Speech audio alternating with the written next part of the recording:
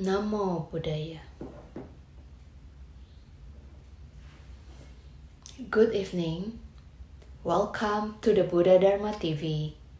I am Sherry Chandra from Jakarta, Indonesia. Yesterday, we presented to you how Theravada Buddhist monks pay homage to the Buddha, the Dharma, and the order of the Sangha at the start of the overnight Buddhist chanting. Today, we present to you how Mahayana monks in Japan conduct reciting of ancient sutras. Here is how monks of Kanzeonji non-sectarian Buddhist temple in Kanagawa conduct recitation of Holy Sutras.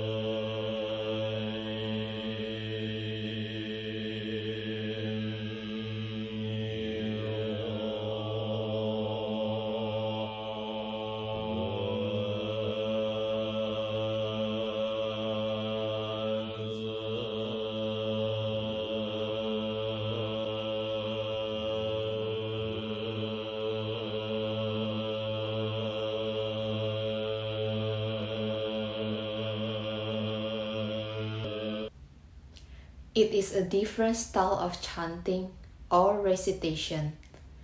Smooth chanting is always good to ears that make us calmer. Well, now, here is something different. Many people always complain that they are busy and don't find time to practice meditation or too tired to do it. Is there any truth in it? Whatever they say is questionable. Here is Bante Rahula from Mexico, who has something to say to those who said that they don't find time to practice the Dhamma. It's a pleasure. Thank you very much for the invitation, everybody. I'm very glad to see familiar faces. It feels like coming home, second home here now. I spent 2 years recently here in Malaysia, in Taipei, in Sasanaraka. 2 full years of training, and really I'm very happy for many reasons. One monk came in, another one came out. I'm totally certain about it. And thank you very much for all the support and how you take care of the Sangha and the Sasana.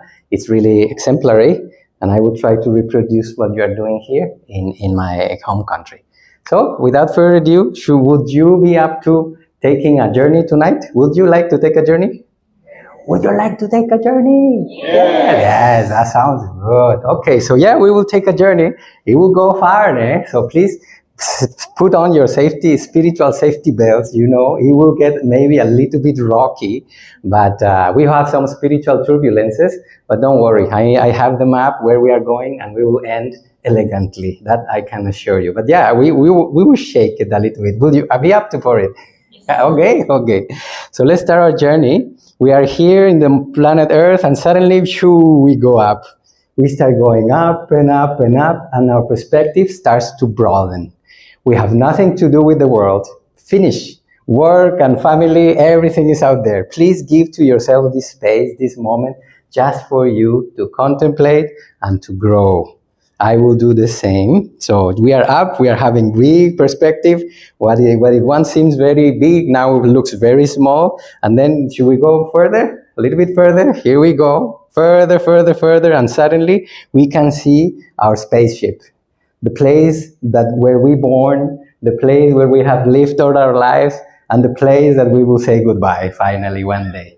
So this is our home.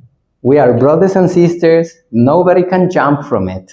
So we are floating in space, and I would like to remind you that, and please remember it every day. We born floating, we have lived floating, and we will die floating. Everything that is happening right now, even it looks very solid, this building, and the buildings outside, and the streets, and the mountain, everything, we have been floating all this time. Do you need more magic? It's amazing. We have been floating, and we forget so easily. We get so worldly, so earthy, so soon. So this is our home, and still we are floating around a huge ball of fire. And this ball of fire is just only one of billions and billions and billions of one galaxy. And this galaxy is one of billions. Imagine, just feel around us how big this is. So I will ask you one question. What is our size in comparison to the galaxy? What is your size? I mean, it's insignificant, smaller than a microbe, isn't it? What is our size in comparison to the sun, in comparison to the planet? Is minute, isn't it? Very, very small. So next question. If we are so small as we are, what is the size, the real size of your problems? That sounds good, isn't it? Now, the question is, why do they seem so big, so huge? I don't know why. We are constantly thinking about it, obsessively. We wake up thinking about my problems. During the day, thinking about my problems. Before going to sleep, thinking about my problems. Why? It's time, my dear family, that we start getting the grip of the mind gently, firmly but gently, and start putting the mind in perspective. My dear, it is not so important, really. From now, what we think of our problems are now, from now in 100 years, forget it. No one will remember. We will not certainly remember. So everything is gonna pass. So I will invite you to breathe in and breathe out. And you will do like this when you do it. Cup hey, fu hey. A bigger ha. Cup hey, fu hey. No, that's too small, too small. A little bit bigger. Now we get the perspective. We know the real size of our problems. Cup hey, fu hey. Ah, that's a good one. Yes, we are recording, seriously, right now, we are recording a new path in our brain. Instead of thinking of our problems and again getting tight and aversive, now we are bringing a good, it's okay. It's just nature. Ganula, no problem.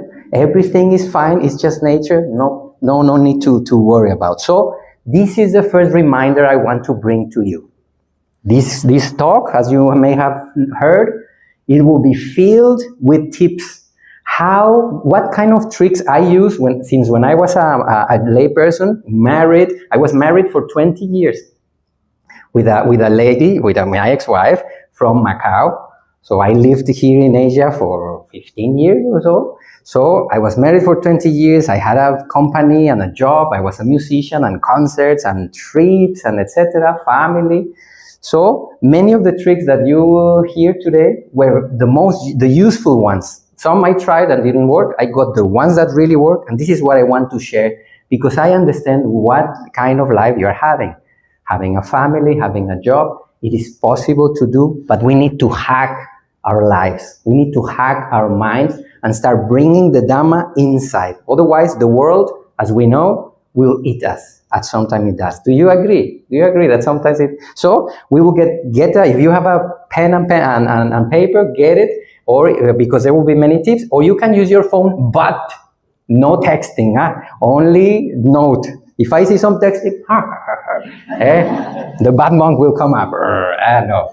Okay, so first reminder, I will invite you, please don't be distracted. The people will come in or so, you stay here, because it also will help me to be. So first thing that I would suggest, find a picture like this one on internet, just put Galaxy on Google and you will get one. Please print a small one and put it in your fridge. Or another place is very good, put it in the mirror of your toilet. And you say, well, really? Yes. A place where you visit very often, or you can put it in the background of your computer. So every day you will remember, wow, I am floating.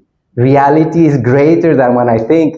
I am very small and my problems also are very small. So please remember this. Keep an image, very simple thing to do. Put it there and just remember. So let's breathe in with the galaxy in mind. Breathe out. The size of our problems is not really big. We are not so important. We breathe in and we breathe out. We will try our best and move forward. So let's go. This is perspective, and I will invite you also to continue curious. The moment we say, I know, that moment we just killed our mind. Nothing else to do. When we say I know, I call it intellectual suicide. No more growth there. So keep curious as a child, and if you wish to, some of you might get some creams, not to look more younger, for the skin not to get wrinkled and think, oh, I have a better method. Just keep curious as a child, and that will keep us fresh inside and outside. Really, truly younger. Let's keep curious about the wonders of the world and of the universe, and keep the perspective big. Okay, here we come to a good one. Ready, I said, safety belts, We got now perspective where we are in the universe. We know our size, but now we will get perspective in where we are in life. This is the path that we will go, the journey of life. Imagine this is the journey of life, and we are somewhere. Somewhere we are, either at the beginning. No, I don't see babies here. No one is at the beginning. Either in the middle, either in 3/4, or maybe closer to the end. I don't know. Who knows? But a very good way to know is like very easy. What I heard from one teacher, everything in nature has cycles. The year has cycles, spring, summer, autumn, and winter, isn't it? So our life also has cycles. So if our life has spring, summer, autumn, and winter, if we live 80 years, like average, isn't it? 80 years. So we just put 20 years for each season. So from 0 to 20, spring. From 21 to 40, autumn. From 41 to 60, summer. It was summer. So second is summer. Then the third one from 41 to 60 is autumn. And then from 61 to 80 is winter. Where are you? You know already where you are, so we need to adapt ourselves. In my case, I'm already almost in the middle of autumn. Almost in the middle of autumn. So the question is, if I am in the middle of autumn and okay, raise your hand. Who is in autumn already? Who is in summer? Raise your hand. Only one summer. What? 2 summers, 3 summers. Who is in 4 here? Who is in autumn? Who is in winter? Okay, now we know. So if we are already in summer, even summer or the end of summer, the question is, if I'm already in autumn, let me think. I'm already in autumn or in winter. Do I have time to waste? That is, if I die at 18, but we can die before. That's no problem. Easy. So no problem. We breathe in and breathe out. Just nature, no problem. But do I have time to waste? No, I don't think so. Any of us have time to waste. Next question. Do you waste time? Why? So this is a very good question to keep. We know, oh yes, but I don't have time to waste. Do you waste time? Of course we waste. Oh, me too, I also waste a lot of time. So we need to start getting the perspective and reclaim all that. Otherwise, we will, welcome. We will really miss a great opportunity we have. We have a home, we have family, we have food, we have clothing. We have more than enough, isn't it? Isn't it? We have way more than enough. It will be a crime to waste this opportunity.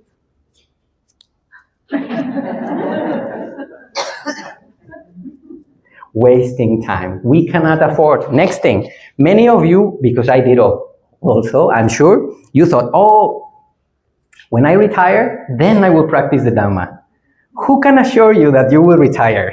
Maybe we go before.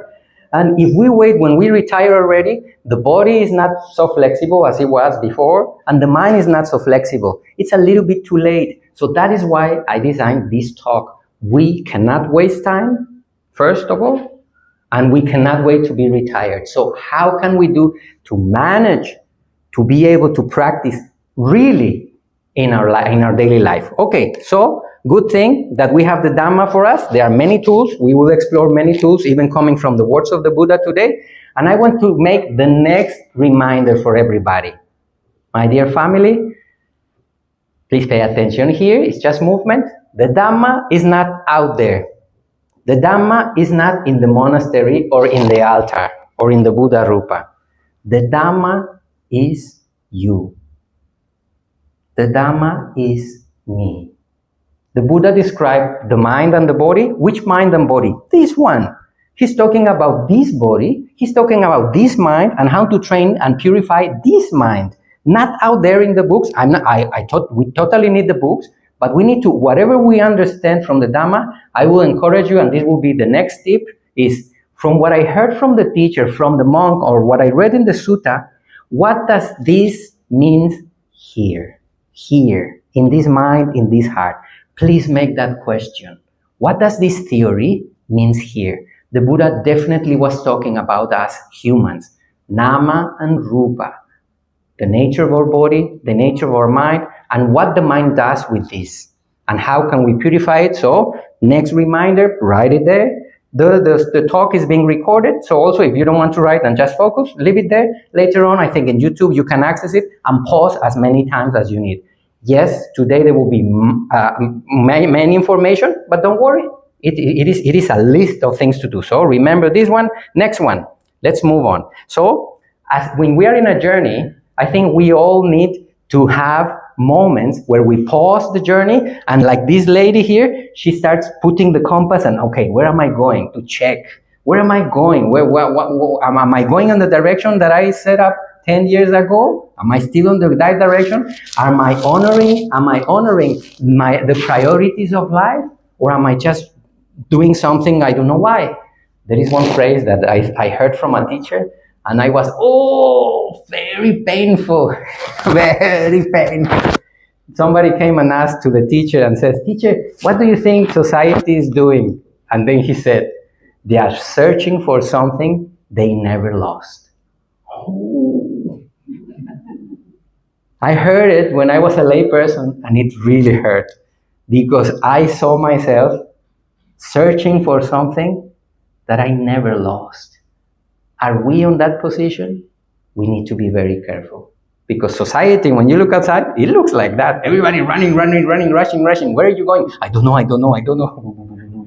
So let's be careful, come back to the body, come back to the mind, and we need these moments to stop. So it will be very good to take a retreat, even if you are busy with family or job. Try at least the cheapest. I will tell you to sell it the cheapest price I can give is once a year. Ne? But ideally, 2 times, even in your own home, turn off your phone, tell your family, you see, I will be by myself quietly this weekend. Or if you have a friend who has a home somewhere else that is empty, go there for 1 weekend without the phone. And then just stay and take yourself retreat. That is the minimum, I will say, that we can have. And if you can go monastery or retreat center, wonderful. So we need this. And in terms of Dhamma practice, stopping is when we meditate. It's also a good time to come back to ourselves, come back to the body, come back to the mind, and just stay there quietly. Silence is medicine. It's the medicine of the mind. Just silence. Come back to the body, come back to the mind. And once the mind is stable, now we check the compass. Am I going in the right direction? So this is the way we can do the stop in our journey of life, and we need to do it often. Often we need to stop. Does it sound logical? Sounds logical? Yes. Oh no, sounds logical? Yes. Yeah, that sounds much better. Yes, sounds logical. Okay, so let's continue. One, maybe you have heard this one, but I love it. Seattle Tajaniya, when I was in Burma, I think 2004, the first time I heard it, I was in ropes temporarily that time, and I am there I just the ropes for the first time, or like this day, and then I am with him, and then one time he said, okay, I will make you one question, I will make you now the question. I will say 2 scenarios, and you will tell me in which scenario is easier to develop peace. You will tell me, okay, first scenario, retreat center, in the middle of the forest. The weather is perfect. You just took breakfast. Your teacher gave instructions. You can only hear the birds and the sound of the stream, the Buddha Rupa, the smell of incense, and the candles. You are sitting there. Everything is perfect and quiet. First scenario, ne? Tell me, can you get peace there? Yeah, possible. Second scenario, the middle of KL, 3 p.m., very hot, humid, your air conditioning doesn't work, and people is stuck in traffic. Beep, beep, beep, beep, like this. Second scenario. In which of all of these 2 is easier to get peace? On the left or on it's left for you, no? On the left or on the right? In the left is easier to get more peaceful. It's way more peaceful to get over there, isn't it? Now the next question is the following. In which one you need peace the most? Obviously in this one. So are we practicing correctly? Are we using the Dhamma correctly? We're only wanting to go there and spend peace in a place which is the easiest to do. I mean, nobody's talking to us. Noble silence. Everybody's, oh, good morning, my brother. Oh, good morning, my sister. Oh, very easy to be peaceful. But Sayadaw Tajaniya also said, for real problems, real wisdom. So this is what we need to do, my dear family. This is definitely where we will need the most of peace, or otherwise we will look like this gentleman. And here is where we will really, truly need it. Are we being skillful to do that? Are we doing it really? Ooh, I need to make some adjustments. How can we do so? Okay, let's move forward and start getting onto some tools. And I want to mention something before we move on. Okay, this is our mind. This is the potential of our mind, the spectrum of our mind. So when we are angry, our mind falls to the bottom of it. We are angry, we are maybe thinking bad words or something, or like this. And then as we move out of anger, then the mind gets a little bit more into the wholesome, neutral somewhere here. And then we are happy, and then we are maybe grateful, generous, or even wise. And we move on from the akusala to the kusala side, to the wholesome side. And then our mind is moving somewhere here. Our mind is somewhere. In this spectrum, the mind is always somewhere. So either here, I don't think, let me see. No, everybody looks quite happy. So I think none of us is here. Fortunately, we are somewhere here. And then if we wish to bring the frequency of our mind higher, more stronger, more refined, we move forward. When we start meditating, our mind is not only in kusala, but now is stable in kusala. It's free from the hindrances, and now we are here. And then if we continue, then the jhanas somewhere here, and the mind continue getting refined, strong, refined, light, and suddenly he's on the edge, we are on the edge, and at one moment, one more breath, and poke, suddenly the mind goes beyond the world. That's it. We touch Nibbana for the first time. The mind got so refined, so far from akusala, it came here, and suddenly it goes to unworldly, lokuttara, beyond the world. Enlightenment has happened. The question that I will do to you now is, who is responsible for where the mind is? Either here, or either there. Who is responsible? Am I responsible for your mind? Obviously not. Are you responsible for the mind of your children? No? Your wife and husband? No.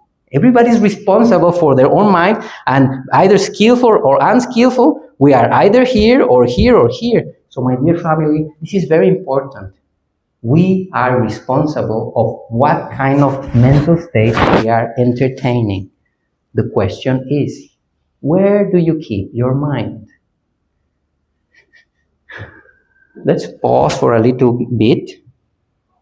Where do I normally keep the mind? Think. There, here. You can choose. It's our responsibility. Where?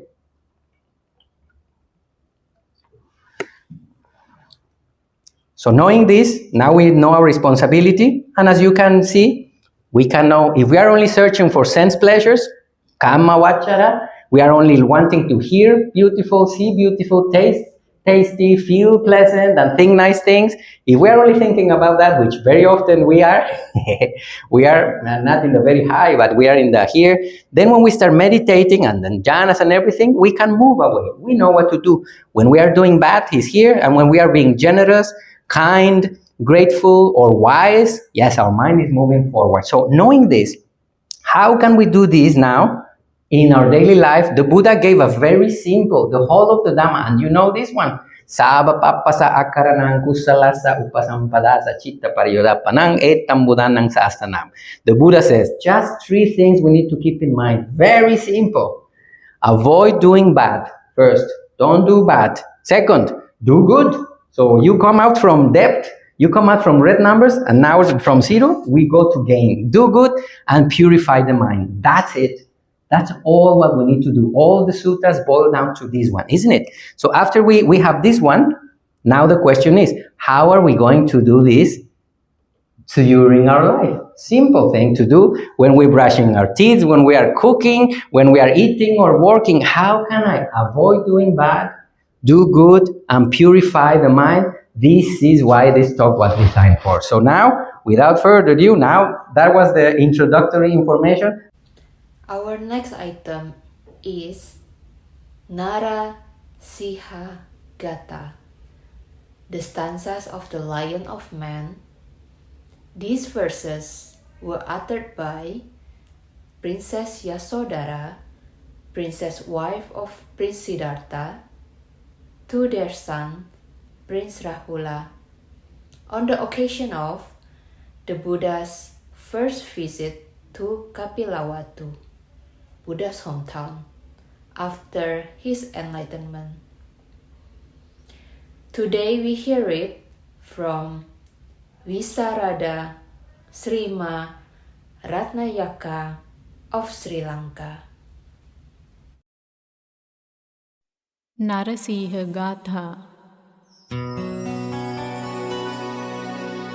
Chakvaranki rat supadu Lankana mandita ayat panhi Chamar chat vibhosita padu Isahitui hai pita narasiho Sakya kumar varo sukhumalo Lakhan vithat punna sariro Lokahitaya gato narviro Isahitui hai pita narasiho Punna sasankani bhammukha vanno Devanarana piyo naranabo Matte gajinda vilasita gami Esahitui hai pita narasiho Kattiya sambhava anga kulino Deva manussa namasanjita padu Sila samadhi patindita citto Esahitui hai pita narasiho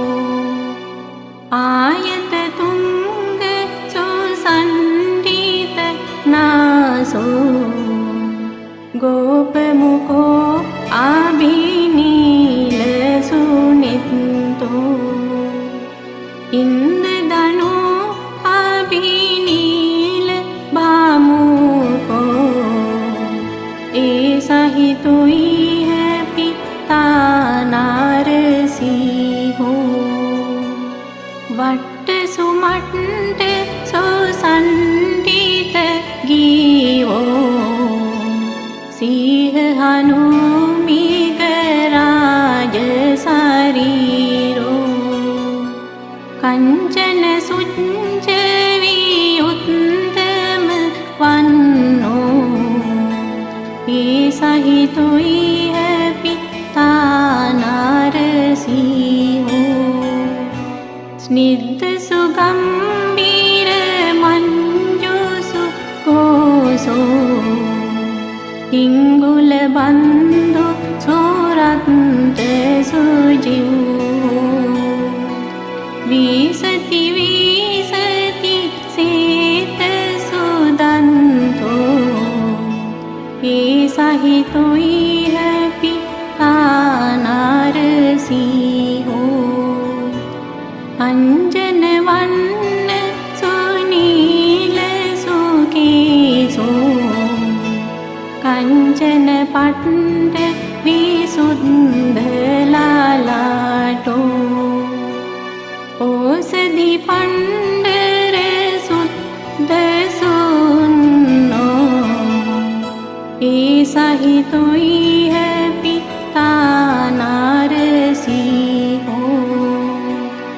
Gacchati nila pativiya chando Taragana parivetita rupo Savaka manja kato samanindo Esahitui hai pita narasiho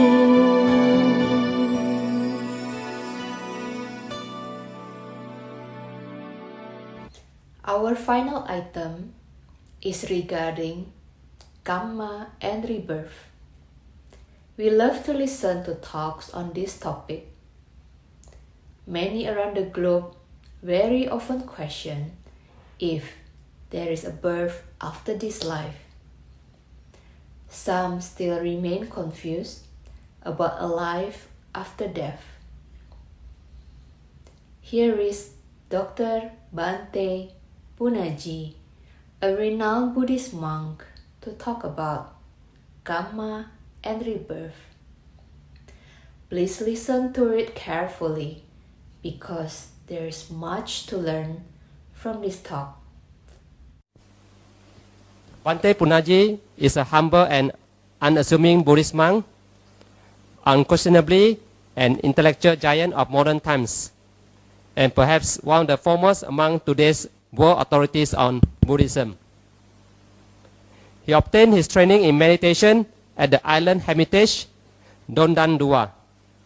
He studied modern science and Western medicine in Sri Lanka and obtained 2 doctorates while in United States, one in Western psychology and another in Western philosophy and comparative religion. So he is our physical teacher, mental teacher, and also a spiritual teacher. He will be the most appropriate person to talk to us tonight on this topic, karma and rebirth. Why is it always misunderstood in Buddhism? Can we warmly welcome Bante Punaji? Sadhu.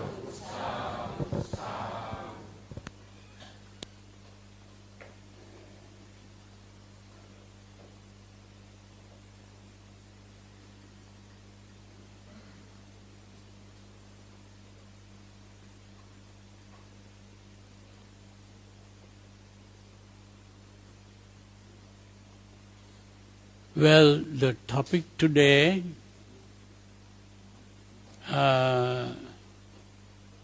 is about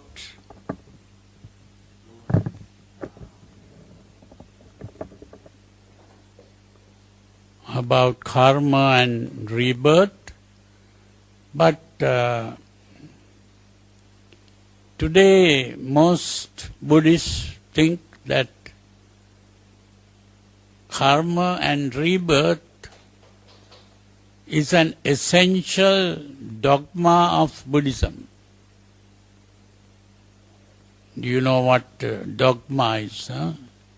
It's just a belief that if you don't believe in that, you're not a Buddhist. That is how people think. What I am trying to tell you is that is not true. Karma and rebirth is something that was already there when the Buddha was born into the world. So the Buddha did not come to the world to talk about karma and rebirth. He came to talk about something else.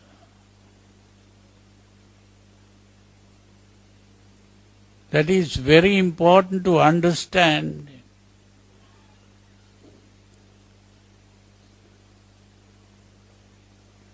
There is a sutra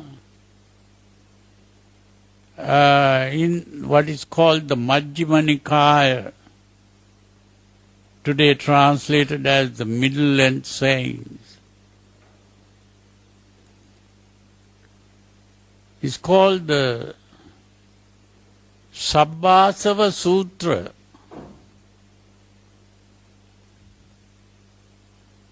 And there, just at the beginning of the sutra, the Buddha points out that normal people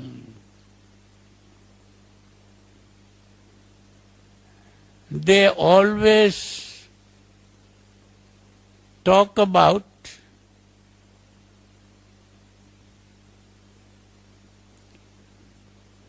say something like this: did I exist in the past? How did I exist in the past?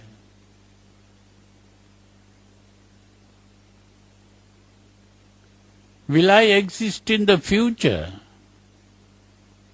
How will I exist in the future? Am I existing now? How am I existing now?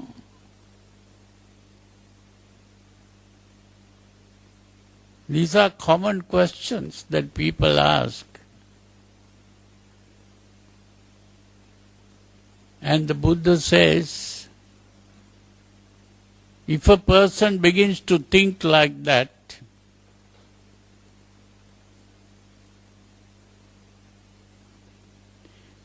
that person will come to the conclusion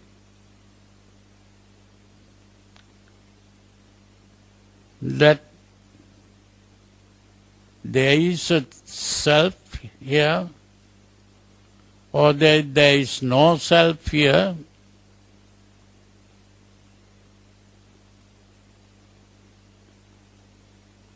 or some other thing about the self, and ultimately that person will never be free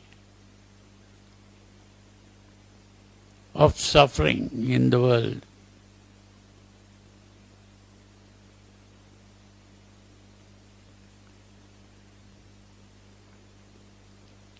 And then he says, the disciple of the Buddha doesn't think like that. The disciple of the Buddha thinks, what is this thing called suffering? What is the cause of suffering?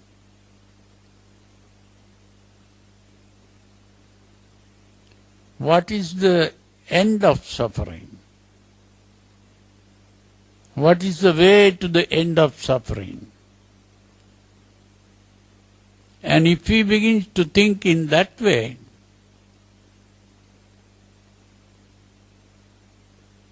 that person will ultimately be able to bring all suffering to an end.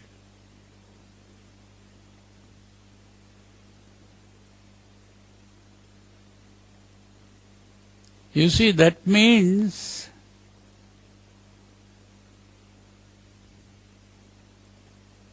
what the person was thinking about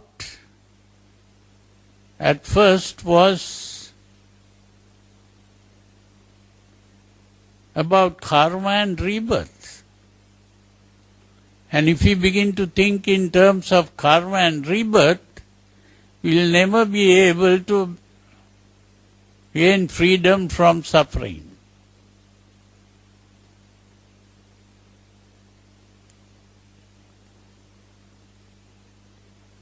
This is the important thing that we have to understand.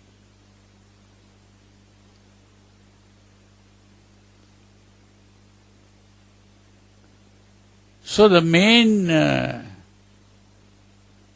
topic of the Buddha was to talk about what is called suffering. What is suffering?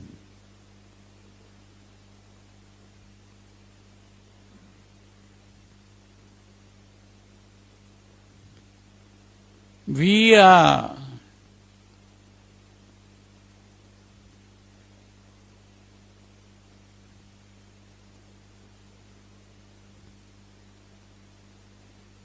simply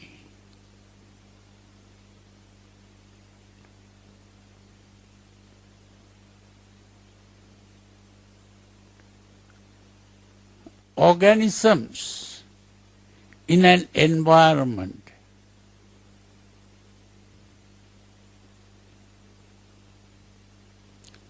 So I don't want to go into very deep philosophy, so I am trying to make it as simple as possible so that you will be able to understand what I am saying.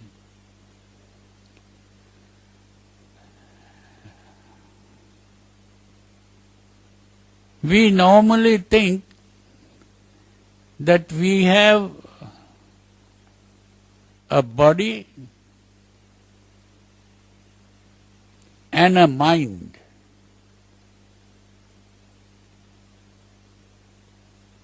And some religions, they talk about another thing called a soul. They speak about three things: the body, mind, and the soul.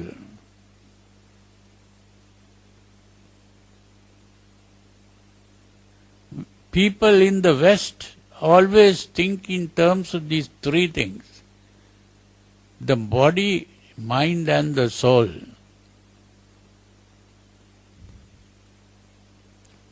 And there is a subject called psychology. You have heard about this word psychology.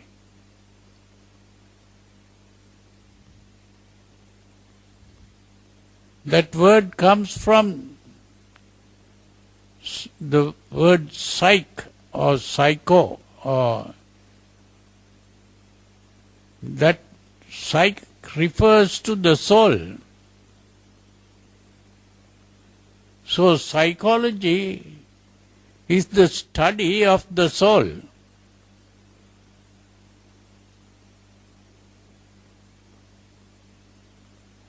So they tried to study the soul, but they couldn't find the soul.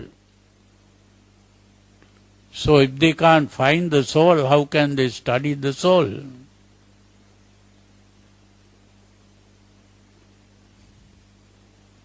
So ultimately they started saying psychology is the study of human behavior.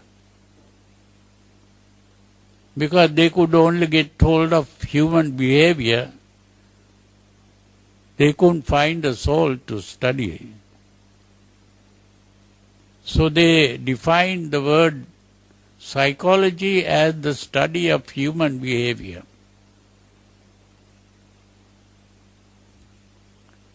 But when they spoke about this thing called soul, they were also referring to this thing called the mind.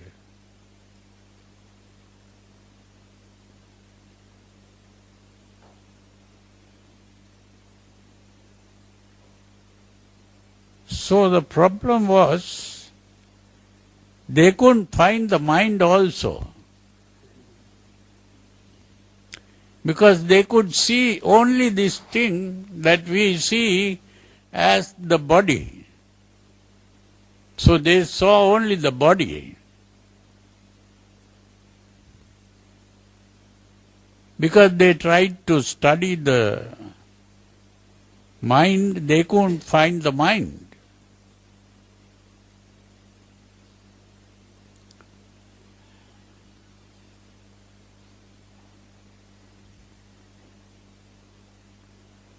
So what really happened was,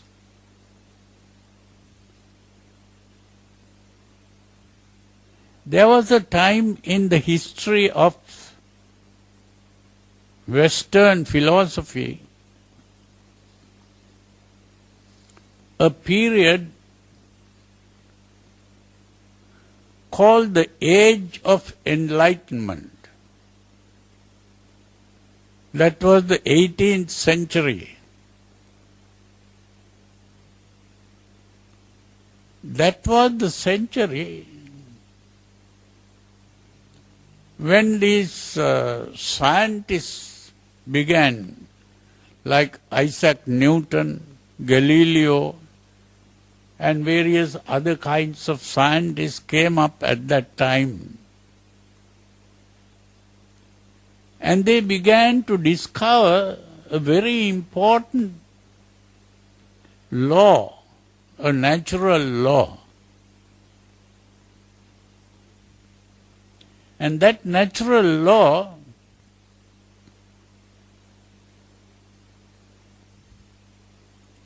was called determinism. That law was called determinism, and all modern scientific discoveries, inventions, and everything is based on this natural law called determinism. And what is found in that natural law is simply that everything that happens in the world, all the natural phenomena, everything, whatever happens like earthquakes or thunder or lightning or everything that happens in the world happens only due to the presence of the necessary conditions. When the necessary conditions are present, it happens. Nothing happens without the necessary conditions. What that means is, in ancient times, people thought when there was lightning, oh, God is angry or something like that.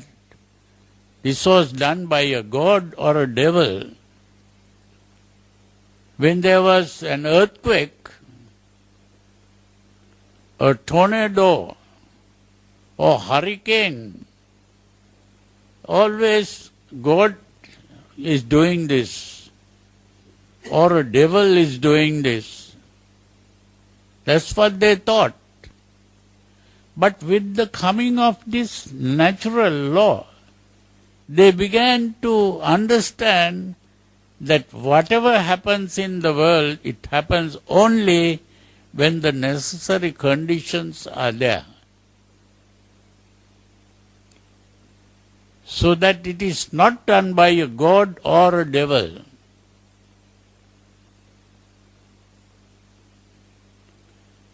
When people began, at least the educated people began to understand this, they lost faith in the religious dogmas that said this world was created by a god, or there are these supernatural beings who control the world, that everything that happens in the world is due to the activities of these supernatural beings. Because they were worshipping the supernatural beings, the people, the supernatural beings who are good were called the gods, and those who are bad, they were called the devils. So that kind of belief was challenged by the discovery of this natural law called determinism.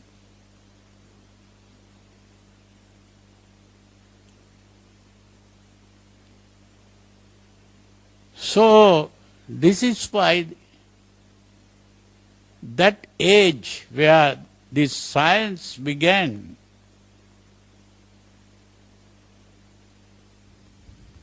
that was called the age of enlightenment. That was the time when people began to understand how things happen in the world.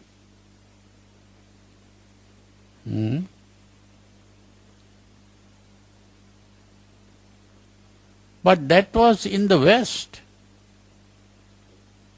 It is the European people who began to think in this way. But long before that, more than 2,500 years before that, it was the Buddha who brought this same message to the world. He called it, he didn't call it the law of determinism, but he had a different name. And that is what is called the Paticca Samuppada. Today translated as dependent origination.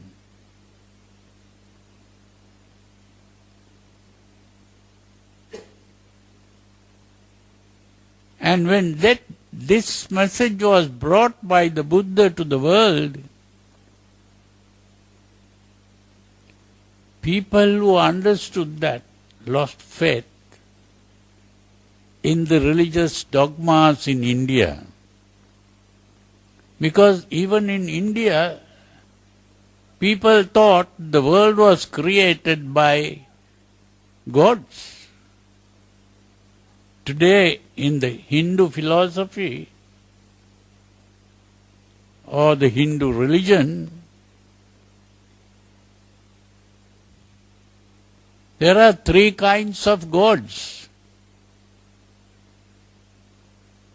Brahma, Vishnu, and Shiva.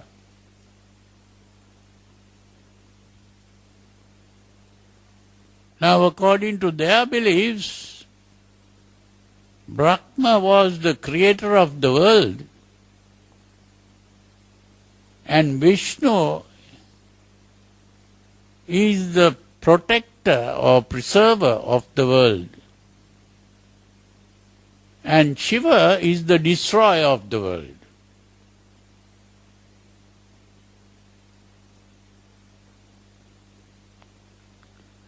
But when these teachings of the Buddha came in, they gave up those beliefs.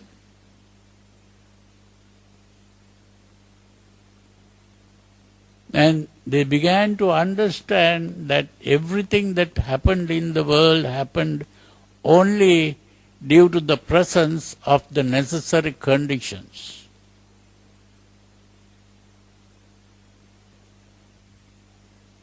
So it is very important to understand that the most important teaching of the Buddha is this law of determinism, on which modern science is based, and also the teachings of the Buddha is based.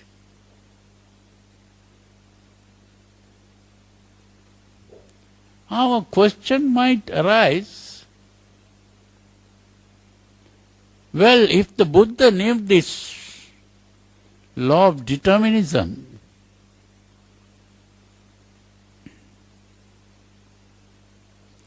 why didn't the Buddha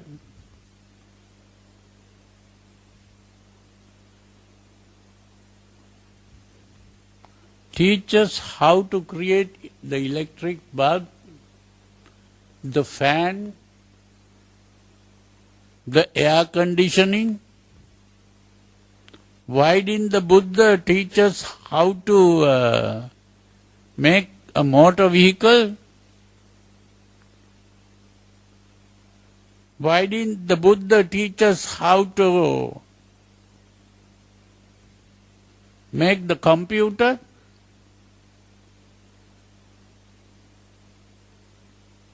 And all that.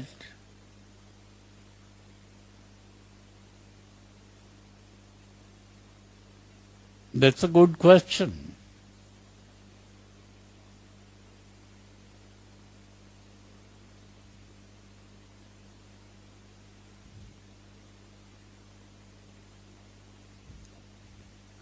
The Buddha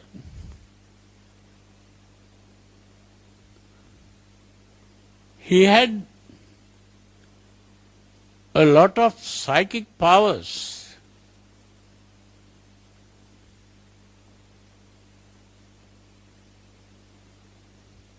But he didn't teach people how to get these psychic powers.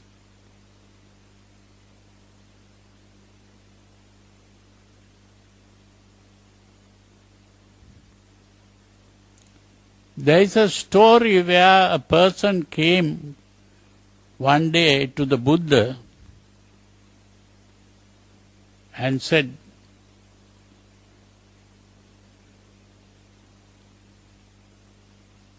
"You have great powers.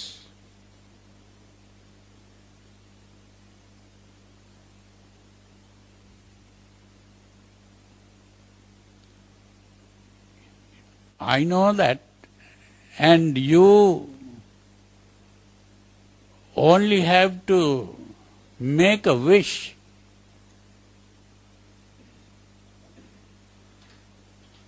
And if you can make the wish that this big mountain called the Mahameru, that is the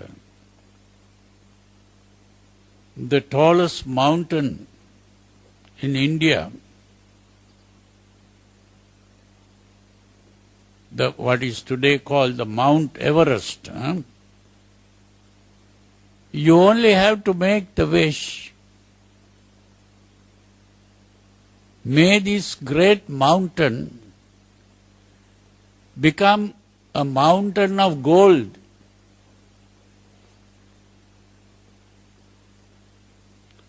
It will become a mountain of gold. Please, out of compassion for the world, out of compassion for these human beings who are suffering, please make that wish. So the Buddha says, you are right. I do have that power.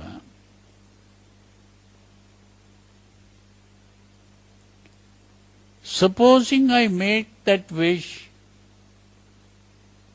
and this mountain becomes a mountain of gold,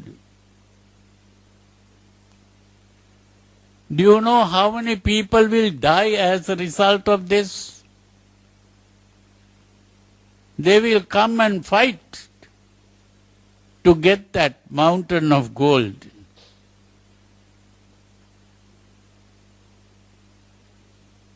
This is why I don't make that wish.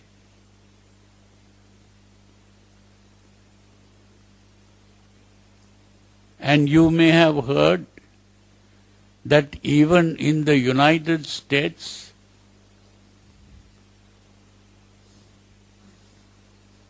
there was a thing called the gold rush, where somewhere in California, they had gold, and people rushed to get this gold, and so many wars and so many people were killed as a result.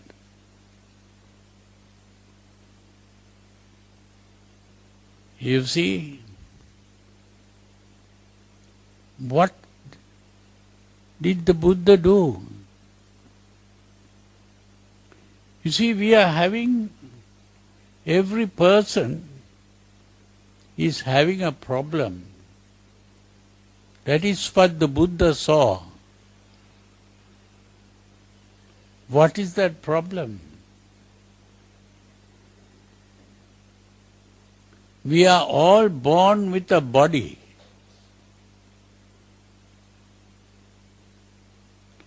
And in this body,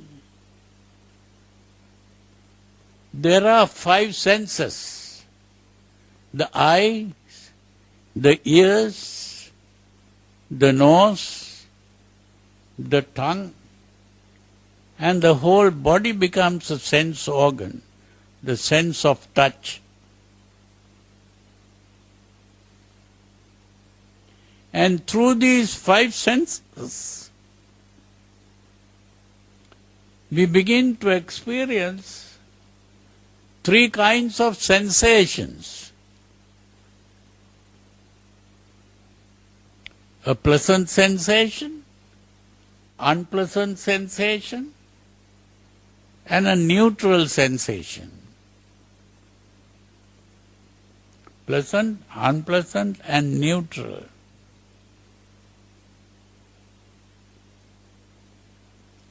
Whether it is the eye, or whether it is the ear, whether it is the nose or tongue, or even the body.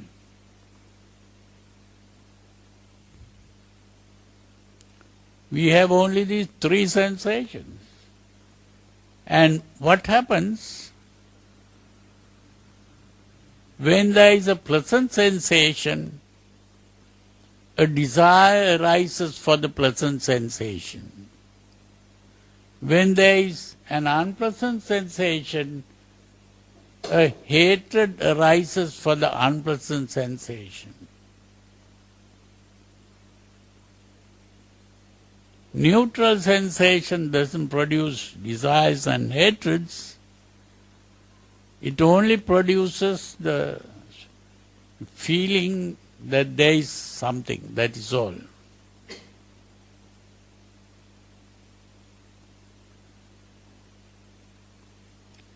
The problem is, when the desire arises, what happens?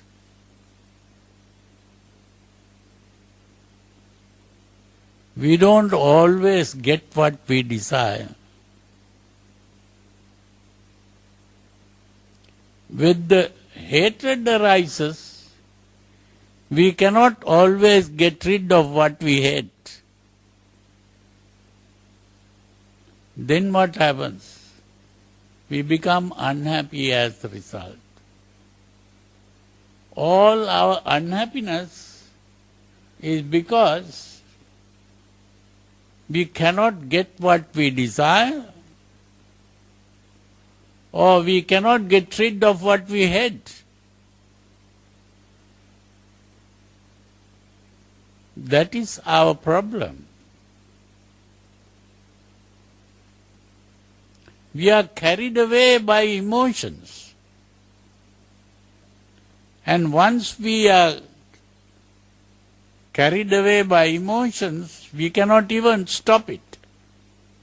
When we become angry, we find it difficult to get rid of the anger. We don't even want to get rid of the anger. What we want to do is to take revenge on some person. When a desire arises, what we want to do is to get what we desire.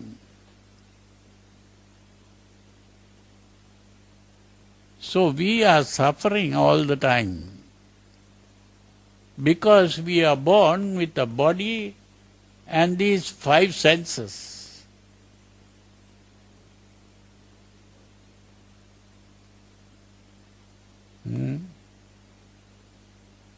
This is a problem.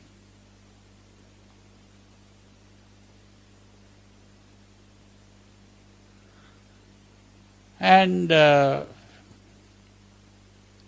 what we are trying to do is to, our whole life is an effort to satisfy these desires and hatreds.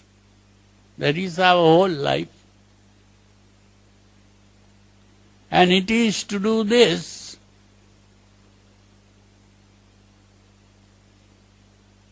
that today people have found a method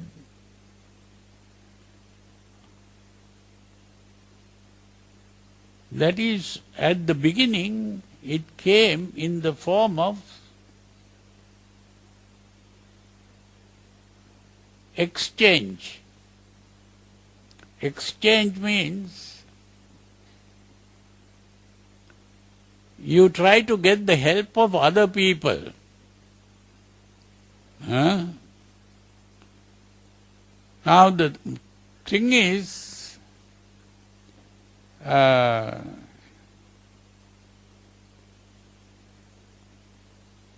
different people begin to have different abilities. One person may be a good carpenter, can work with wood, and maybe can make a table or a chair or maybe even make a house or whatever, that kind of thing. Another person may be a good planter, can plant seeds and grow trees and grow various things. Or another person may be a good kind of hunter, maybe trying to kill animals and maybe to make them food and various kinds of things. So different people have different abilities. So I may be having one ability, but you may be having another ability. So we begin to exchange. So I can make tables and chairs, you can grow vegetables or things like that, and I can go and tell you, I will make some chairs for you, you give me some vegetables. So it's an exchange. So at first people started trying to exchange, but they found another easy method, because every time I go to get vegetables from another person, they don't need my chairs or tables, so how can I exchange? So they found this thing called money. So money was a medium of exchange. And so today people try to earn money. So that is how, but to get money, you have to give your services to get the money. And that is what we call doing a job. So the medium of exchange means we begin to do jobs. So this is why every person has to wake up early morning and go and do jobs to earn money so that you can find your food, clothing, shelter, medicine and all kinds of things that we need. So life is a thing like that. So you see, but with all that, we also have to grow old, fall sick and die. We don't like to grow old. We don't like to fall sick. And we don't like to die. But still we have to go through these things. You see, that is what the Buddha saw. That we are having these desires and hatreds and all the desire to keep on living, and we want to satisfy these desires, but we can't satisfy the desires. This is the problem. So people thought, the people especially in the West, they made use of this law of determinism.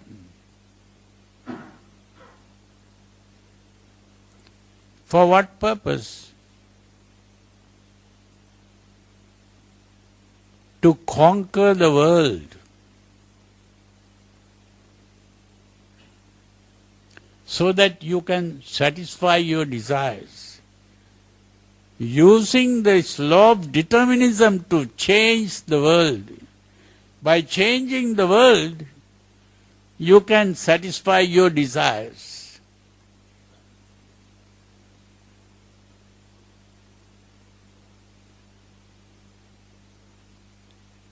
So today you find the world has changed a lot due to all these scientific inventions, technology. All that has means they have made cars and vehicles of all kinds, machines of all kinds. Have people become happy as a result? People are still unhappy. They are still crying. They are still fighting. Crime has never ended. It has become even more fearful, crimes. And wars have never ended. Terrorism has never ended. So, with all this scientific technology, what has happened? We are in fear that if there is a nuclear war, the world will be finished.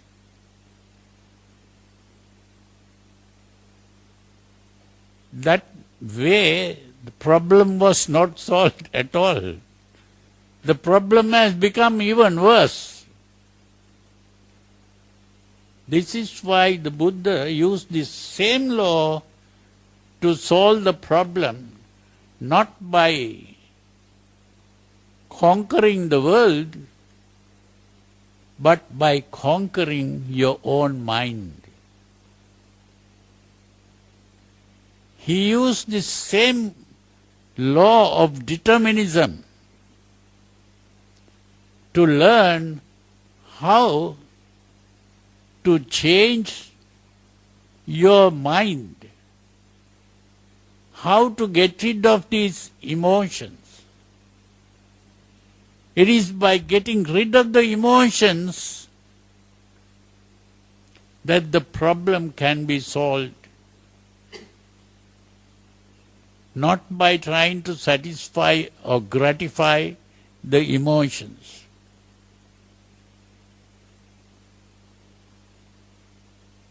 And that is why today people are talking about a thing called meditation. Why do people want to meditate? Meditation is learning how to gain control over the mind.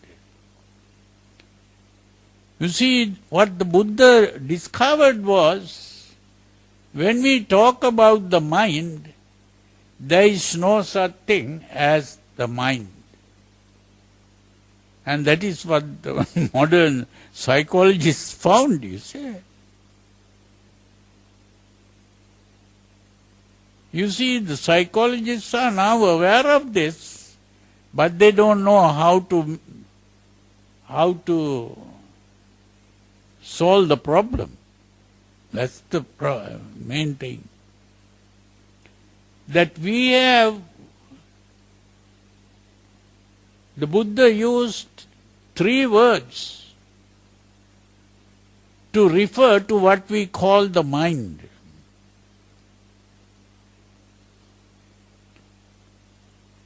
Although there is no such thing as a mind, what we call the mind simply is 3 activities of the body. 3 activities of the body. And there are many activities in this body that is going on all the time. You know, at least one activity you know, that is called breathing. That is an activity that is going on all the time. Whether you are conscious of it or not, you are breathing all the time. That is simply one activity. Another activity that you know about is the heart beating. Till you die, it will keep on beating, you see. And then there are other activities like you take food and the food is digested. So many other activities. It is only when you begin to study these things that you begin to understand how many activities are going on inside this body. You don't even know about it. Whenever there is something wrong in the body, you have to go to the doctor, because the doctor is supposed to know what is going on in that body. You see? So the important thing is there are many activities going on in the body, but what we call the mind are three main activities. There is what is called the nervous system. And these are three activities in this nervous system that we call the mind. The Buddha used three words to refer to these activities. One activity is the activity of the senses. The eyes, the ears, the nose, the tongue and the body. The activity of the eye is what we call seeing. The activity of the ear is what we call hearing. Activity of the nose is what we call smelling. The activity of the tongue is what we call tasting. And the activity of the body, what we call touching or feeling the touch.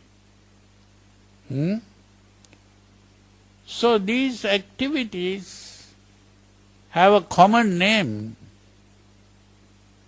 that we use in English. It is called perception. Seeing is perception. Hearing is perception. Smelling is perception. Tasting is perception. Touching is also perception. So perception, the Buddha used the word vijnana. That is a Pali word that the Buddha used. Vijnana means perception. Today, of course, people translate that word as consciousness. That, I think, is a wrong translation. Vijnana is not consciousness. Vijnana is perception. That is, the eye perception is called chakku vijnana. Eye is called chakku. Ear perception is called sota vijnana. Nose perception is called gana vijnana. Tongue perception is called jivha vijnana. Body perception is called kaya vijnana. So the word vijnana is perception, not consciousness.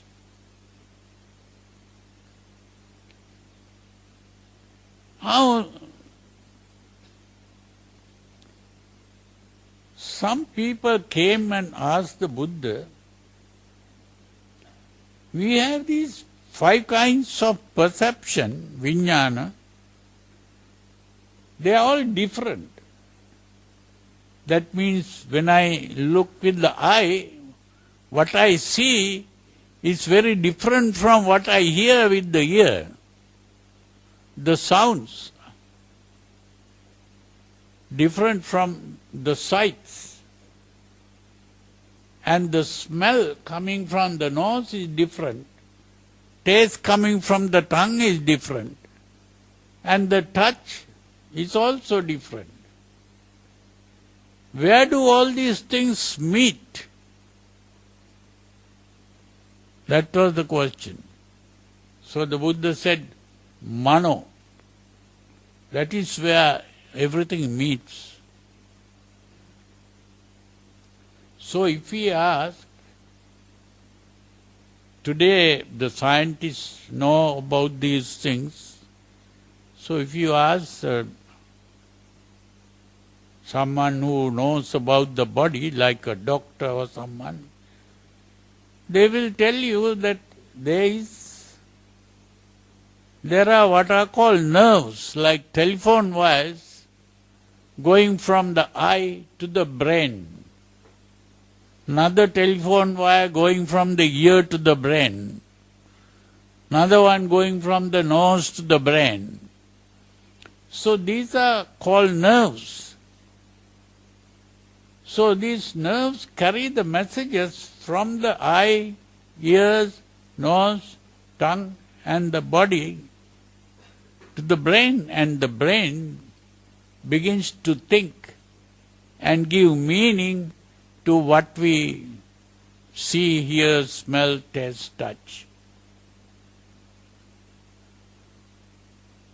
That is the thinking part. So there is a special part of the brain that does the thinking. It is called the cerebrum or the cerebral cortex or the neocortex, and all these different names they give to this thinking part of the brain. And that thinking part of the brain is what the Buddha called Mano. Now the Buddha gave a name for that. It's called Mano.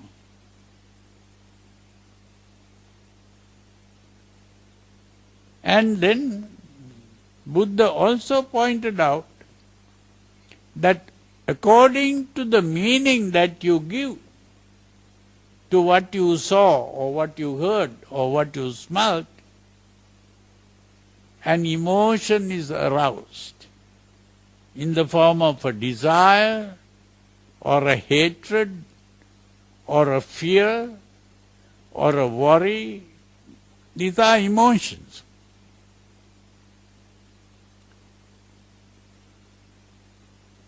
Now that emotional part is what we normally call the mood. And the mood depends on the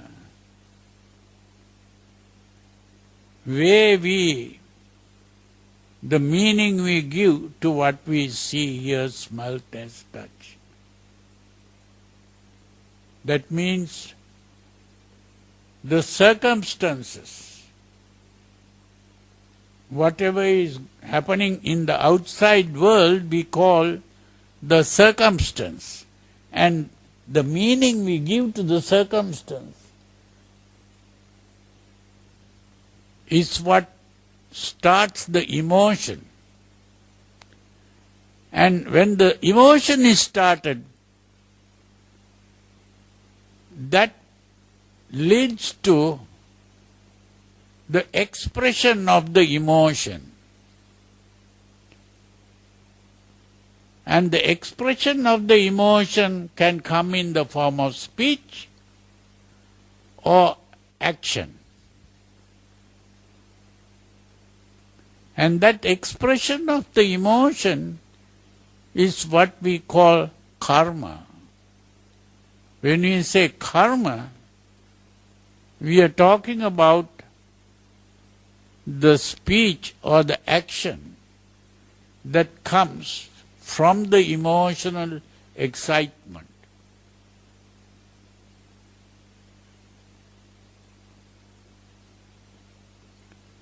When the emotion is aroused, the human being has an ability that some animals don't have. You see, if there is a dog here and a stranger comes here, what does the dog do? Begins to bark. Huh? Why? It cannot stop that. But the human being, when a stranger comes, the human being doesn't try to take the gun or something like that. He doesn't try to bark. The human being has this ability, even if you are angry, you can stop expressing the anger in speech or action.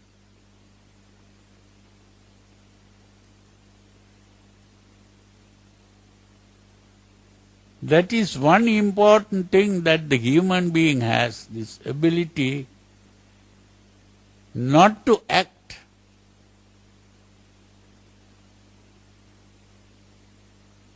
It is that ability that we use to call what we call sila. You know what sila is?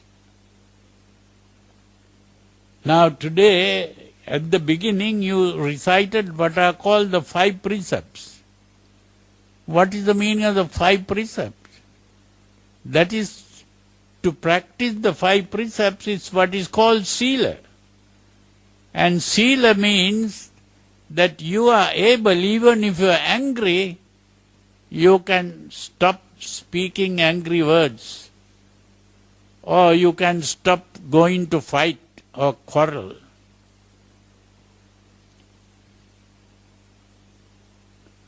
But how many of you really practice the 5 precepts? I know you recite the 5 precepts.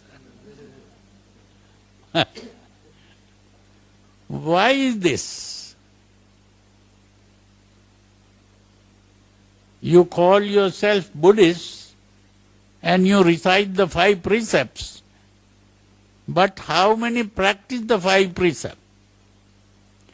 This is because, you see, you have 2 minds. One is the thinking part, which is with the Buddha called mano. And the other is that emotional part, which I call the mood. That is called chitta. So there are these 3 things, the chitta, mano and vijnana. Vijnana is that perception.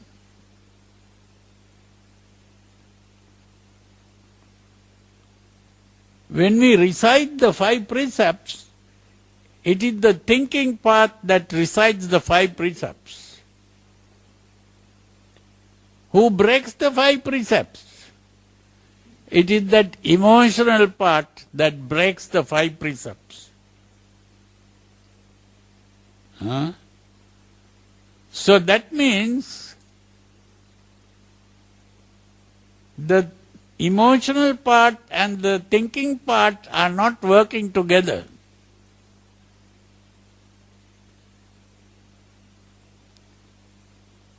So this is why the Buddha spoke about meditation. Meditation is where you begin to become conscious all the time. Because the emotional thing happens unconsciously. Your action is unconscious.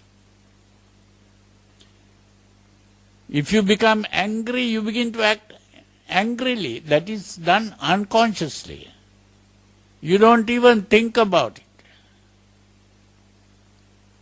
So this is why it is very important to be conscious of every thought you think, every word you speak, and every action you perform. It is only when you are conscious of it that you can stop that action, the wrong behavior.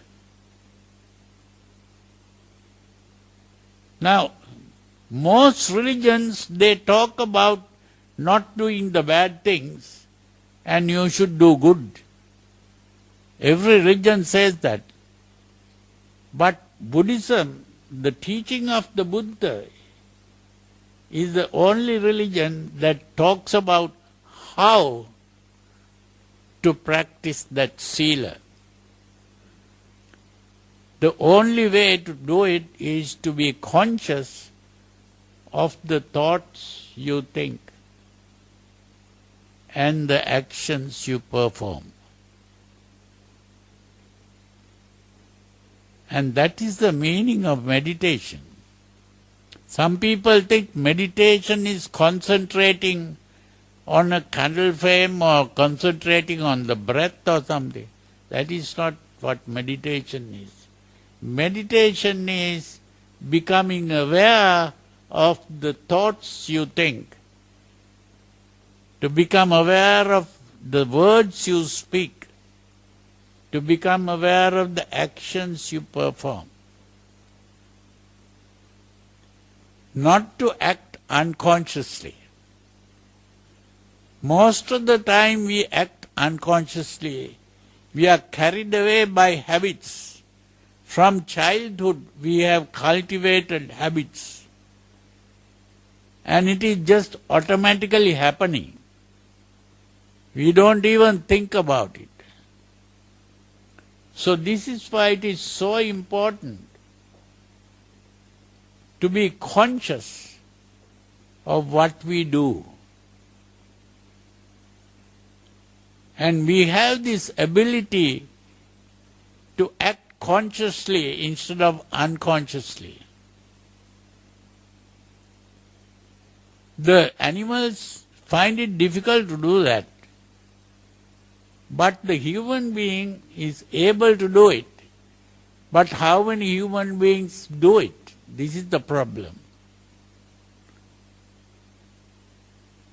So that human ability must be cultivated, and then only there will be peace and happiness in the world. The peace and happiness can be got only by practicing the teachings of the Buddha. This is the important thing to understand.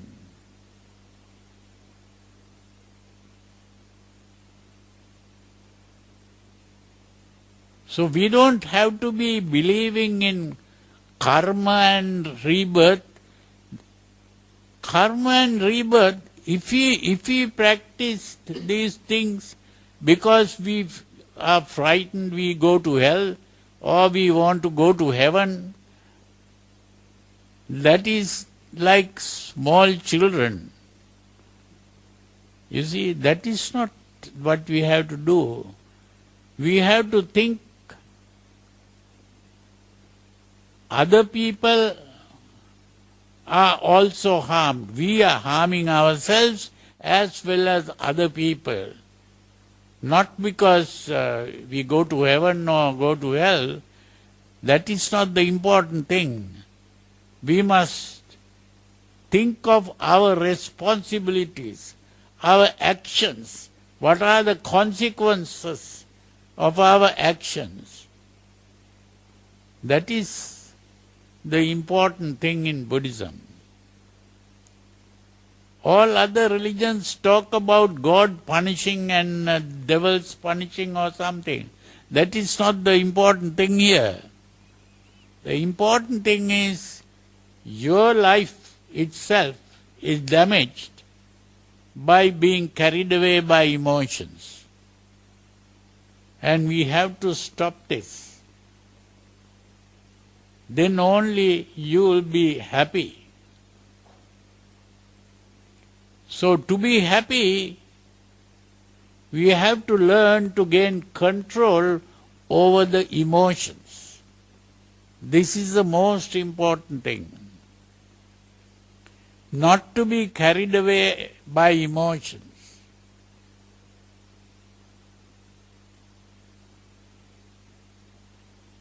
This is what the modern psychologists are aware of now. And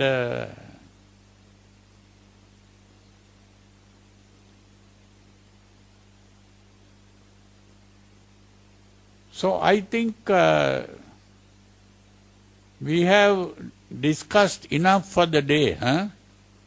So if you if you have any questions to ask, you can ask now, and we can talk about it.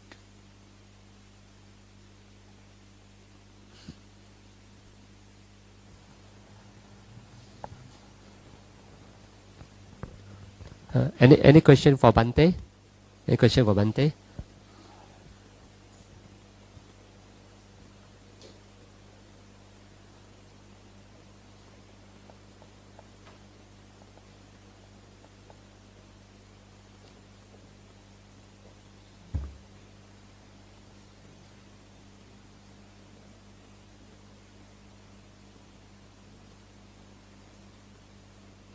Maybe you need time to think, huh?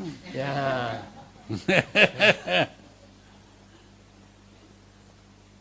Maybe you can keep the questions for the next time.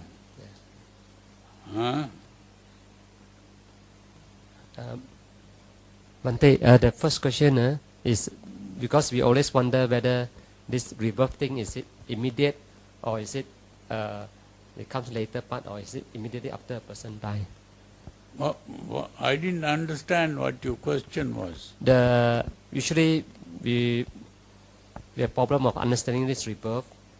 We are wondering if a person die, is it reborn immediately or after a few days or how is it?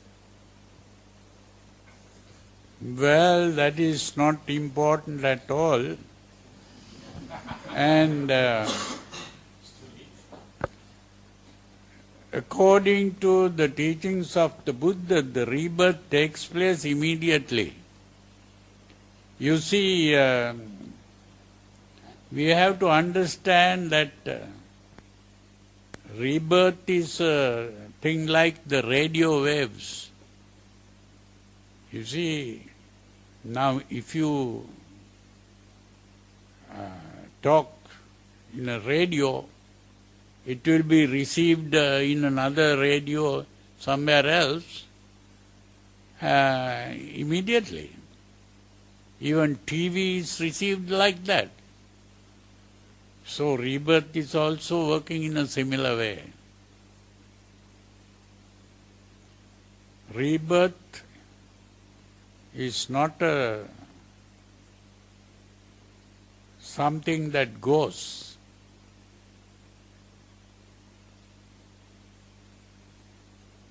You see, it's not like sending a letter or something like that. Now, if you post a letter today, it will be received very much later. But rebirth takes place immediately.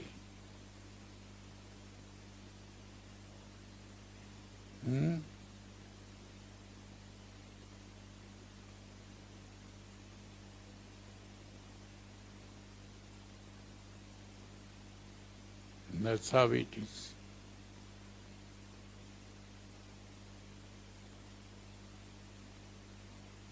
But the important thing is, our life should not be based on this idea of rebirth. Our life should be based not on the idea of rebirth, but on the idea of responsibility for your own life as well as others. That is how we have to think of. Buddhism is not a punishment reward religion. This idea of punishment and reward is the rebirth way of thinking.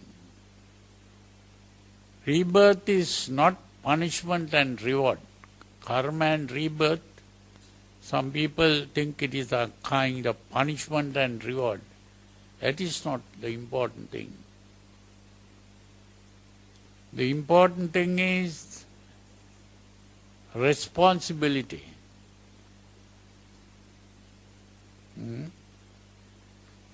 That is how we should think about these things.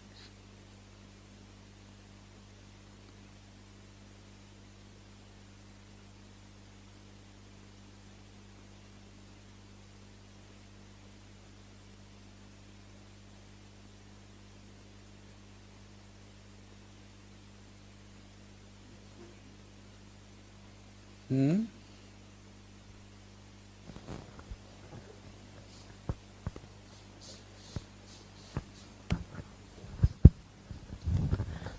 Bante, is meditation training our mind to look at things neutrally so that we don't have unpleasant or pleasant reaction toward anything? What is the question? Is meditation training our mind to look at things neutrally Yeah. so that we don't have any pleasant or unpleasant feeling toward anything? Then there won't be any suffering. Yeah, to keep the mind calm and tranquil. Every emotional excitement is a disturbance of the whole body. Today, the people talk about a thing called stress. That stress is simply emotional excitement, nothing else. And that emotional excitement is harmful to the body. And so it can be harmful to your own body, and it can be harmful to other people also.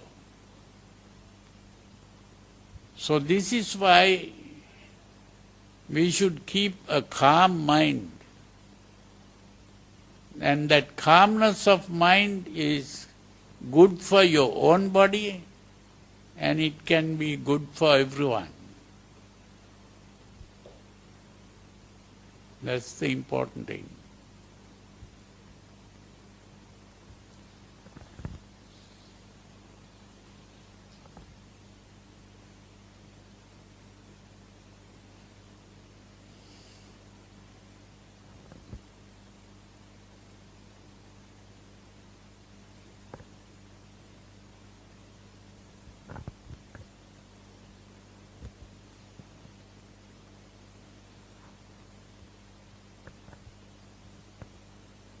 Hmm?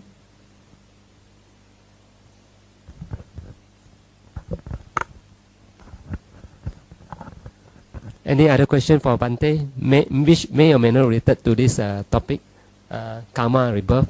Which are the things that you have things about Buddhism that you want like to get Bante Punaji here? Because it's not often that we are able to bring in here, Bante here. Anything that you would like to ask Bante which may or not related to this topic?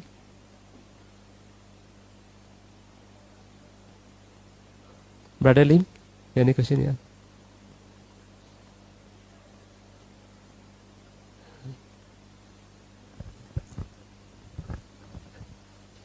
I think if there's no questions,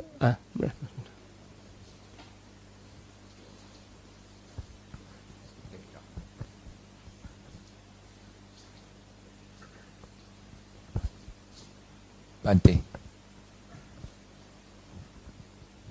Bante. Bante,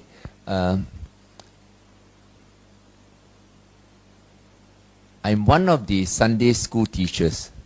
We try to teach something during Sunday school. You are a Sunday school teacher? Yes.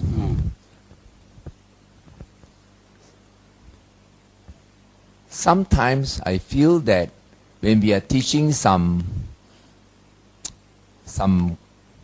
concepts, some ideas, I don't know whether I'm teaching the correct thing or whether I'm teaching the things that I'm supposed to be teaching. Because we don't really have a sort of a syllabus. The syllabus is created by ourselves. So I want to hear what Bante has to say about what are the subjects or concepts that we should be concentrating on teaching the youths and the children as well, of course. What was the question?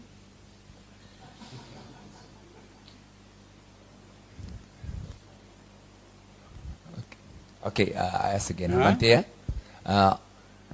I have, let's say I have 2 hours every Sunday. What do you think I should be teaching? What you should teach? Is that your question? That's right, sir. Well, it depends on the level. You see, the Sunday school may be having children at different ages or different levels, you see. I would say that there are 4 main levels that you should teach. There are 4 words that we should use. English, not English words, these are Pali words. Saddha, Sila, Samadhi, Panya. Those are the 4 levels. Saddha refers to devotion. Now the English word that we can use is the word devotion. Now devotion is devotional exercises like offering flowers to the Buddha or offering various foods, or maybe bowing to the Buddha, Dhamma and the Sangha, and reciting certain things. Now that kind of thing is devotional practices. So that devotion really means we are being devoted to certain values. In other words, this is called a sense of values. The children must be taught what are the values of life. This is that we must be able to understand what is valuable in life. So one important value is what is called being good. Goodness is a value. So when we think of the Buddha, we think of the Buddha as a person who has become good, the highest good,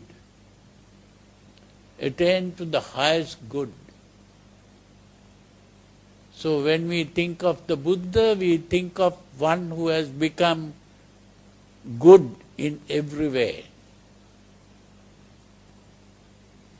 And then being good is one value. Another value is happiness. We want to be happy. So happiness is another value.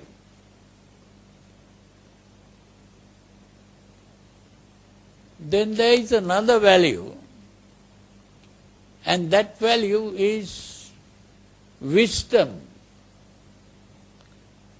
We want to be wise. We don't want to be foolish. So these are 3 values that we should be able to appreciate: to be good, to be happy, and to be wise.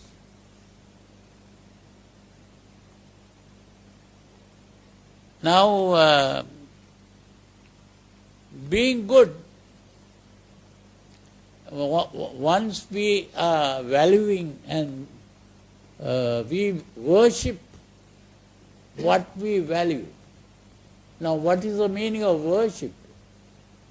Worship means worth-ship. Worth-ship.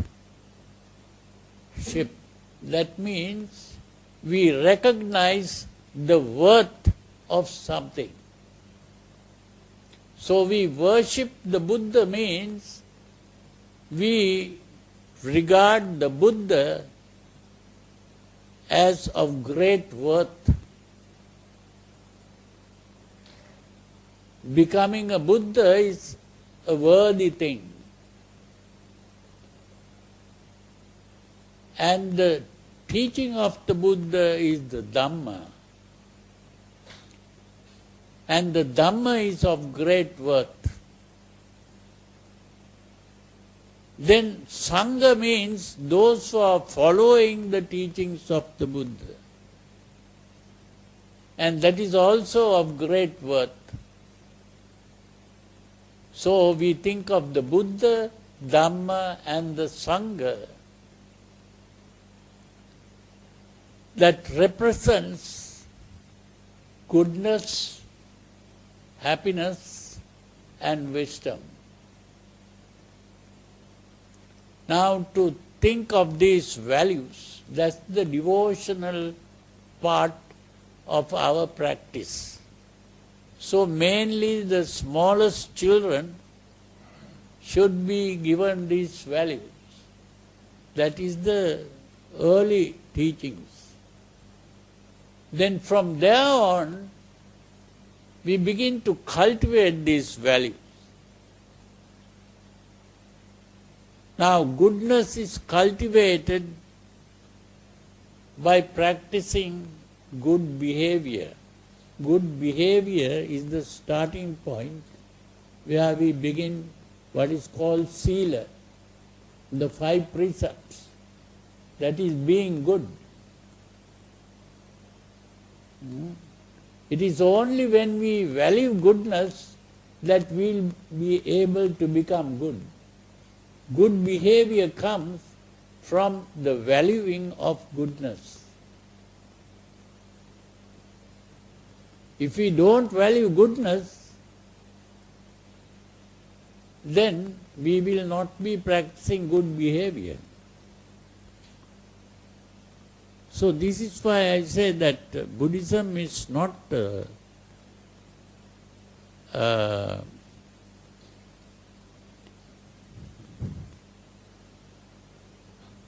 done by fear. Fear of going to hell or greed of going to heaven. That is not the important thing here. To value goodness. So we want to practice sila not because we want to go to heaven or to avoid hell. That means you are doing it to satisfy other people. We have to find out the value of goodness, and only because we appreciate goodness that we begin to practice the good life. That is how it should be. So that is sila. Then when say like the teenagers, that is the time when we should talk to them about happiness.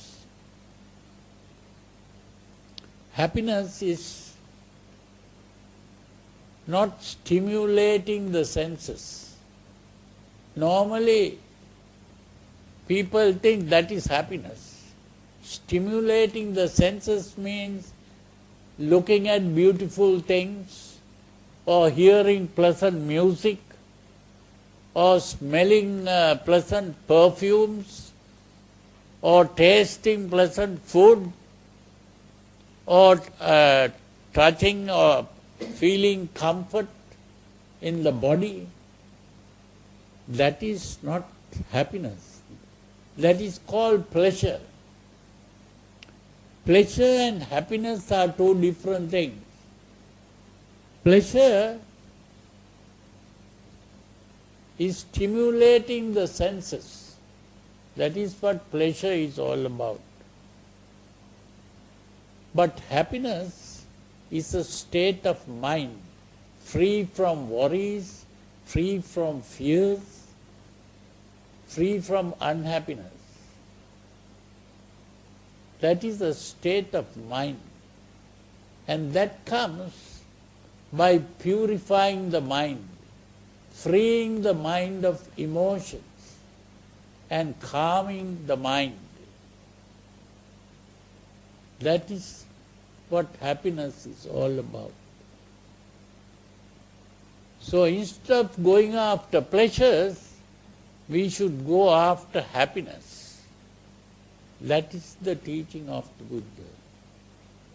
So that is another lesson to a higher level, like the teenagers. That is the time when we should teach the teenagers, because the teenagers are the people who begin to seek pleasures. So we have to show them about happiness, not about pleasure. So then comes wisdom.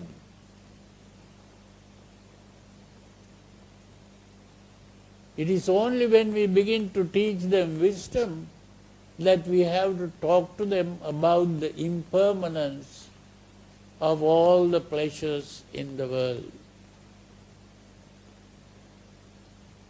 The three characteristics of life, anicca, dukkha, and anatta. That is the wisdom. Anicca is that everything in the world is dependent on conditions. That what we call determinism is talking about that everything is dependent on conditions. And whatever is dependent on conditions is unstable. Whatever is dependent on conditions is unstable. If I sit on a chair and the legs are broken, then I fall. You see, so whatever is dependent on conditions is not stable. It is like a piece of ice. The ice is dependent on conditions, dependent on the temperature. If the temperature changes, it becomes water. The ice becomes water. So in the same way, whatever is dependent on conditions is unstable, and what is unstable is insecure. That insecurity of life, that every person who is born has to grow old, fall sick, and die. That is the insecurity of life.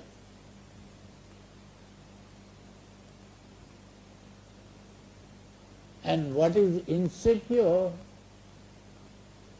is not under our power, not as we want. What is not as we want is not under my power.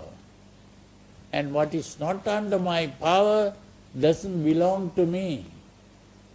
And what doesn't belong to me is not mine. So what is not mine must be given up. Not to become attached to what is not mine. So this body itself, although we think this is my body, this body is not mine, because this body is dependent on condition. It begins to grow old, it begins to fall sick, it begins to die. So what is not as I want is not mine. What is not mine is not myself. So this body itself is not mine and not myself. So we have to give up our attachments even to the body. So this is how we give up attachment to everything.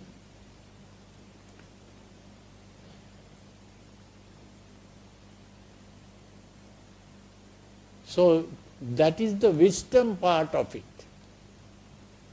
Anicca, dukkha and anatta. So that is for the grown-up children who are now going out of the Dhamma school. They should know these things before they go. So those levels, if you can have, you can even have books written with these 3 levels, 4 levels. Saddha, Sila, Samadhi, Panya. That Samadhi refers to the happiness and Panya is the wisdom. So those are the values of life. Those are the things that should be taught to the children.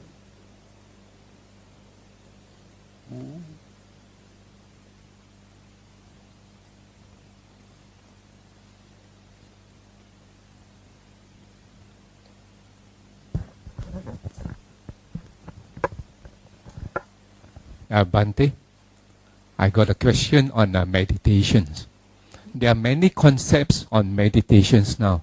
And I got a question on meditations. There are many concepts on meditations. Meditation? Yes, Yeah. many concepts on meditations. And it's difficult for a beginner to understand. So what is the easier way for a beginner to understand meditation and to practice it? Well, the beginners, the important thing about meditation is simply what I call selective thinking. Selective thinking means to select the thoughts you think. That means you don't think any thought that comes into the mind. Normally people just think whatever thought that comes into the mind. That is the wrong way. We should learn to choose our thinking. That we should not be thinking bad thoughts, which are emotional thoughts. We should learn to think calming thoughts instead of emotional thoughts. That is the beginning of meditation. Now I have already written 2 books on meditation, small booklets. So if you read those booklets, you will begin to understand what meditation is. And a 3rd book is also coming, but the normal lay followers can mainly practice the first book. That is what is very important. The 2nd level is for higher meditators, and 3rd book will be even going beyond that level. So these are 3 levels in meditation.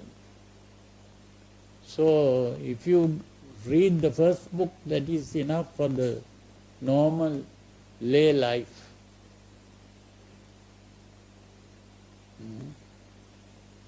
Meditation is not trying to concentrate on something. That is all wrong meditation. Meditation is not concentration. Meditation is choosing the thoughts you think. That is the meaning of meditation. You are not thinking any thought that comes into the mind. You must think only the good thoughts, which are calming thoughts, not emotional thoughts. And that has to be done not in a seated position or special posture. Every moment in your life, you should be watching your mind and thinking only good thoughts. So it can be done standing or walking or sitting or lying down or whatever. It's always, every moment it has to be done.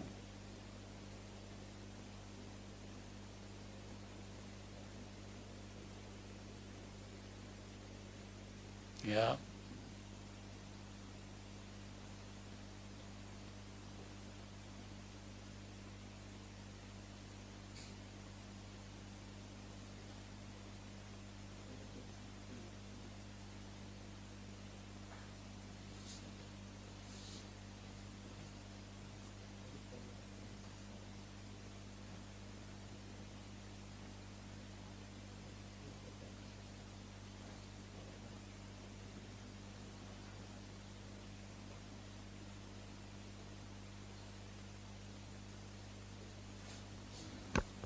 I think today we have learned a lot on from various topics, from karma, rebirth, Sunday school, meditation, and I think all of us learn a lot.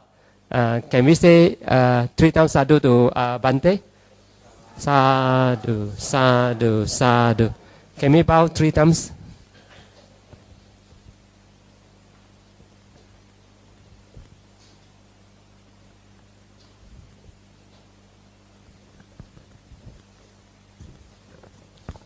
As a token of appreciation, Sudama would like to give a small token of appreciation to Bante Punaji for his traveling expenses.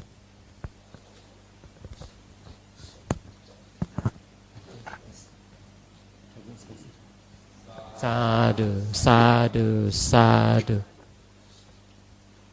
Do you want to do it? Transferring some merits? Transferring some merits? Do you want to end this with transferring merits? Okay. Bante will do transferring merits. Okay, now we are going to end our discussion, and we have this custom of sharing the merits with all the departed relatives, all devas and all beings. We recite it in this way. Idang me ñātīnaṁ hotu Sukita hontu ñātayo Idang me ñātīnaṁ hotu Sukita hontu ñātayo Idang me ñātīnaṁ hotu Sukita hontu ñātayo Ettavata ca amhehi Sampatang punya sampadang Sabbe deva anumodantu Sabbe bhuta anumodantu Sabbe satta anumodantu Sabba sampatti siddhya. May through the power of all the merits that you have gained, may every one of you be able to gain freedom from all sufferings of samsara and attain the highest and most supreme bliss of nirvana. Say sadhu, sadhu, sadhu. Bhavatu sabba mangalang rakkandu sabba devata sabba buddhanu bhavena sada sutti bhavantu te abhivadana silis niccang vadda pacayino chattaro dhamma vaddanti ayuvanno sukhang balang ayurarogya sampatti sagga sampatti mevacha ato nibbana sampatti iminate samijjatu.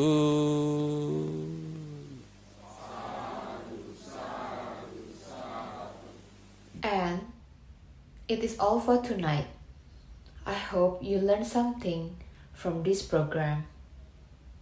We ask you to stick to this weekly program, and I am sure you will benefit from these programs.